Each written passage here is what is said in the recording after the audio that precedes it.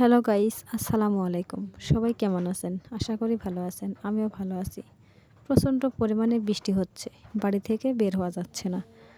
বৃষ্টির মধ্যে আজকে আমি রান্না করলাম সবজি। তবে ৩ থেকে ৪ রকমের সবজি এখানে ছিল।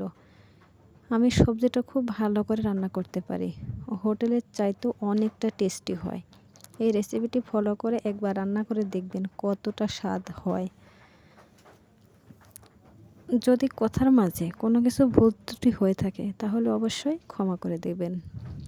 আমি সবসময় আপনাদের পাশে থাকব। আপনারা অবশ্যই আমার পাশে থাকবেন। আমার ইউটিউব চ্যানেল আছে, সেখানে সাবস্ক্রাইব করে দিবেন। ফেসবুক পেজেও ফলো করে দিয়ে সাথেই থাকবেন।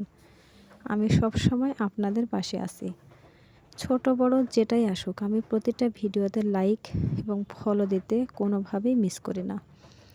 সবজিগুলোর মধ্যে ছিল ফুলকপি, বেগুন, মূলা, আলু। পরে আমি টমেটো দিয়ে দিব একটা। এগুলো দিয়ে আজকে আমি সবজি রান্না করব। সবজির মধ্যে ভাত ডাল এবং জগা এই দুটো জিনিস থাকলে আরও টেস্টি হয়। আমি ঢেকে দিয়ে কষিয়ে নিচ্ছি। প্রচুর পরিমাণে বৃষ্টি হচ্ছে, সেজন্য আজকে আমি গ্যাসের চুলায় রান্না করতেছি।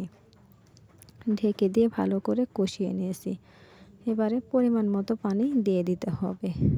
সবজিটা অবশ্যই ডাল দিয়ে রান্না করবেন, আর তেলে দেওয়ার সময় অবশ্যই ডাল সম্বরা ব্যবহার করবেন। তাহলেই দেখবেন কতটা স্বাদ হয়, একবারে অমায়িক। চেটেপুটে খাবেন এরকমভাবে রান্না করলে। রুটি, পরোটা, গরম ভাত, যে যেভাবেই পছন্দ সেভাবেই খেতে পারবেন। দেখুন তো কত সুন্দর হয়েছে। এবারে দিয়ে দিলাম একটা টমেটো আর কিছু ধনিয়া পাতা। পরিষ্কার করে কেটে ধুয়ে রেখে দিয়েছিলাম, এগুলো এবারে দিয়ে দিলাম। আর কিছুক্ষণ রান্না করে নেব।